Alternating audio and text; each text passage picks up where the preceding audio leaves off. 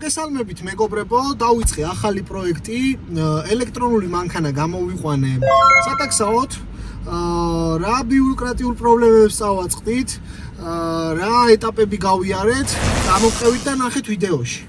თბილისში უკვე ძალიან ბევრი კომპანიაა, რომლებიც BYD-ის მანქანებს აქირავებენ როგორც სატაქსაოდ, ასევე ნებისმიერი სხვა მომსახურებისთვის და BYD შიფრება როგორც Build Your Dreams, არის ჩინური კომპანია, რომელიც ოპერირებს საქართველოს ბაზარზე უკვე 3 წელზე მეტია და მინდა ვთქვა, რომ ძალიან მაგარი გამძლე მანქანები აქვს გამოშვებული, რომ უძლებს ჩვენი ქალაქის გზებს, მუშაობს ცვლაში 24 საათი, ანუ 12 საათი დღის განმავლობაში მუშაობს ერთი ცვლა, 12 საათის მერე უკვე მეორე ცვლა, ამიტომ ამხელა დატვირთვას რომ უძლებს, ეს უკვე ძალიან მაგარი შედეგია. რაც შეეხება გამოყვანის პროცედურას, მე მარტივად გამომივიდა ეს ყველაფერი. სარაჯიშვილის მეტროსთან იყო ოფისი, მივიტანე ჩემი მართვის მოწმობა და შეამოწმეს, რომ არ მქონდა არანაირი ჯარიმა, არ მჯდარვარ არასდროს ნასვამ მდგომარეობაში ავტომობილთან და ანუ მართვის მოწმობა არასდროს ჩამომრთმევია. სწორედ ამის გამო ერთ დღეში ზუსტად დაამტკიცეს ჩემი კანდიდატურა მანქანის გამოყვანის თაობაზე. მე რაც ძალიან მაგრად მომწონს, ეს არის მისი წლოვანება, 2025 წლიან ავტომობილში ჯდომა ცალკე ფუფუნებისაგანია, მოგეხსენებათ და გარე ვიზუალი, რომელიც ქალაქში თვალის მომჭრელია და ფაქტიურად ბევრი ადამიანის გულს იგებს.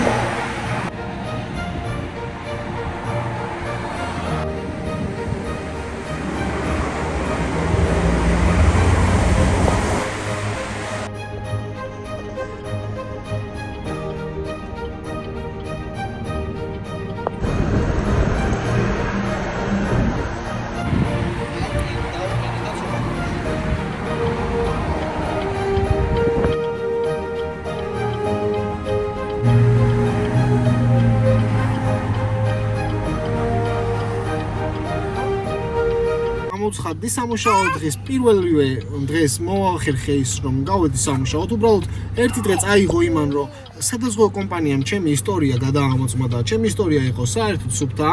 სწორედ ამიტომ ძალიან მარტივად მეორე დღესვე გამოცხადებისავე დავიწყე უკვე მუშაობა ელექტრონულ მანქანა BYD-ზე, რომელიც 2025 წლის არის და რაც შეეხება ამ ავტომობილს, ძალიან მაგარი, ძალიან გამძლე მანქანაა. 12 საათიდან 12 საათამდე ცვლაში მუშაობს, ანუ დღის ცვლაც არის და ღამის ცვლაც არის. წარმოიდგინეთ, რამხელა დატვირთვა აქვს ავტომობილს, რომ ამ ყველაფერს უძლებს. თან მით უმეტეს თბილისის გზებზე, მოგეხსენებათ როგორი გზებია ჩვენს ქალაქში. რაც შეეხება ავტომობილის დიზაინს, გამოყენებული არის ასე ვთქვათ, ძალიან ლამაზი დიზაინის სხვადასხვა დეტალები, თუმცა მაინც ეთყობა, რომ თანხა დაზოგილია, გადატანილი არის მთელი ყურადღება იმასთან დაკავშირებით, რომ იყოს მობილური, იყოს მექანიკურად ძალიან გამართული, იყოს ეკონომიური, რაც ელექტრომანქანას სჭირდება და ლამაზი შესახედი. საღვარძლების მოძრაობა, გადაყვანილია ყველაფერი მექანიკურზე, რომ ზედმეტი ენერგია არ დაიხარჯოს და ძალიან სასიამოვნოა და მომწონს, ანუ ზედმეტი დეტალებისგან თავი აქვს ჩეკავებული, ანუ საქმე არ გაირთულეს ჩინელებმა, ასე რომ ვთქვათ. და რაც შეეხება მოძრაობას, ძალიან მაგარი აჩქარება აქვს 0-დან 100-მდე ადის თითქმის 4 წამში, ეს ელექტრომანქანისთვის ძალიან მაგარი შედეგია. 450 კილომეტრს გადის და სულ ჭირდება 20 ლარის ელექტროენერგია. წარმოიდგინეთ 450 კილომეტრი 20 ლარად. ეს ხომ თითქმის შეუძლებელი იყო, სანამ ჩინელები ელექტრომანქანას არ გამოუშვებდნენ. თუმცა ეს თანხა 20 ლარი რაც ჭდება, არის როცა მაგალითად ვიღაც კომპანიის მიერ დადგმულ ელექტროსადგურზე ტენა. თუმცა შენ თუ შენი საკუთარი ელექტროსადგური გაქვს, ბევრად იაფია, ფაქტიურად ელექტროენერგიის ღირებულება ნახევარდება. დღესდღეობით 21 საუკუნეში საქართველოში ელექტრონული მანქანა აღარავის უყვირის, ძალიან მომრავლებულია საქართველოში, არის მათი სერვისები, როგორც გითხარით და ეს ყველაფერი თან ძალიან ეკომეგობრულია. 7 მანქანაა, ჰაერის დაბინძურებას ხელს არ უშლის. აქ ჭრიჭნის ხვას დავად. დაბინძურებს ჰაერს მოგეხსენებათ ჩვენს ქალაქში ხელა დონეზე არის ტყვია ასული და გამონაბოლქვი. ამიტომ ძალიან სასურველი იქნებოდა რომ ყველას ქონდეს იმის საშუალება და იმის ფუფუნება რომ ყველა ადამიანს ყავდეს ელექტრომანქანა. თან დასატენათაც ძალიან მარტივია. ქალაქის თითქმის ყველა წერტილში არის მის სატენები. თან ამ ფასში 15-დან 20,000 დოლარამდე მერყეობს BYD-ის 2024-25 წლიანი მოდელები. ეს ფასი, ეს ღირებულება იმ წლოვანებასთან შედარებით, რა წლოვანებისაც არის მანქანა ძალიან იდეალური ფასია. თან ფასში შედის თქვენი სატენის სადგური. ანუ ამ ფასში თქვენ დაგიმონტაჟებენ სატენს სადგურსაც პირდაპირ თქვენს ავტოფარეხში. თუმცა, თუ თქვენ არ გაქვთ ავტოფარეხი, ან უბრალოდ გირჩევნიათ, რომ ნაკლები ფასით მობილურად დატენოთ სხვადასხვა ადგილას, ეს ადგილები ძალიან ბევრია და ტენეს აპლიკაციაში შეგიძლიათ ეს ადგილები ნახოთ და აი მომყევით განახებთ როგორ იტენება ავტომობილი. ხდება ელექტრონული მანქანა BYD-ის დატენვა. შევდივართ აპლიკაციაში დატენე. პარალელურად სანამ ჩაიკურთება აპლიკაცია. Seatbox, სადაც ხდება ორი იმპორტი. ერთი არის მცირე სახლიდან რომ შეგიძლიათ დატენოთ პირდაპირ დენსკუიდან. მეორე კი უფრო მაღალვატიანი.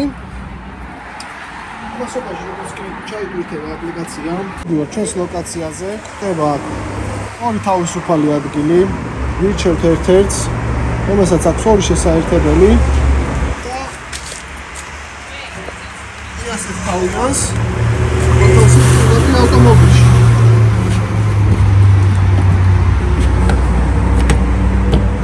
დავწმუნდეთ რომ კარგად არის ჩაერთებული. ამის შემდეგ ვუყურებთ, ნახულობთ რომ მსგავსი თავი აქვს, დაკავებულია მოინიშნა ავტომატურად. შემდეგ კი ვაწვევით უბრალოდ ჩართვას. და დაიწყოს ძლიერი ვენტილაციის ჩართვის ხმა. იცახოს? ალბათ უკვე გვესმის ხმა. ვენტილაცია ჩართულია, ესე იგი ავტომობილი იტენება. გადავამოწმოთ კიდევ ერთხელ სალონში. კი ბატონო, ჩართულია. გვაჩვენებს რომ საათსა და დაახლოებით 6 წუთში გაიტენება ბოლომდე ავტომობილი. ბოლო შენიერია. ეს შედარებით დაბალი ვატაჟობის დამტენია, ბევრად მაღალი ვატაჟობის დამტენი შეგიძლიათ ნახოთ სხვადასხვა ლოკაციებზე. ჩინური კომპანია ოფიციალურ 5 წლიან გარანტიას გაძლევთ, რომ თუ თქვენ მანქანას რაიმე კონკრეტული სერვისი დაჭირდება, არ აქვს მნიშვნელობა, ნებისმიერ სერვისს 5 წლის განმავლობაში დაგაზღვევთ და ყველაფერს აბსოლუტურად შეგიცვლით. ცვეთავ ნაწილებს, ავტომობილის ზეთის შეცვლა არ ჭირდება ბუნებრივია, არც ამოხრუჭე გუშების შეცვლა არ ჭირდება. მისი სამოხრუჭედ გუშები მოწყობილია ისე, რომ ავტომატურად დაიტენოს მუხრუჭის დაჭერისას და ეს კიდევ დამატებით კომფორტს ქმნის. კონკრეტული ჩინური ავტოსერვის ცენტრი მდებარეობს აეროპორტის გზაზე, რომლებიც უშუალოდ 5 წლიან გარანტიას გაძლევენ. მე ძალიან მომწონს ეს პირდაპირ პლანშეტი, რომელიც ავტომობილის ნაწილია, ეს ყველაფერი აქედან იმართება ნებისმიერი ტექნიკური ნაწილი, თუ რამდენ პროცენტზე ავტომობილი, რამდენ ხანში დაიტენება, თვითონ კლიმატ კონტროლიც ზედმეტი ღილაკების გარეშე იმართება და ძალიან მაგარი გაგრილების და გათბობის სისტემა აქვს, რომელიც მე პირადად მაკმაყოფილებს და ძალიან კარგია. ანუ ამის გარდა რომ ტექნიკური ფუნქციონალი შეგიძლიათ აქედან გამოიყენოთ, ასევე არის Android პლანშეტი, სადაც შეგიძლიათ ნებისმიერი ბრაუზერი, აპლიკაცია ჩამოტვირთოთ, მათ შორის YouTube-იც და პირდაპირ აქედან უყუროთ თქვენთვის სასურველ YouTubers, მაგალითად მე. რაც შეეხება ამ ნაწილს, სულ რამდენიმე ღილაკია, რომლებიც მარტივად რომ თითები აქეთ არატურტურო პლანშეტზე, მარტივად შეგიძლია რომ სამართავი პანელი გაქვს მოცურების საწინააღმდეგო გასათიში და ეს მაგალითად მოუდები, რომელიც არის ეკონომიური ნაწილი, არის ნორმალური ნაწილი, ასე ქვია ნორმალური მოძრაობის ნაწილი და არის სპორტ რეჟიმი, რომ შედარებით უფრო მეტი აჩქარება აქვს ავტომობილის, შედარებით უფრო ნაკლებსაც გვატარებს.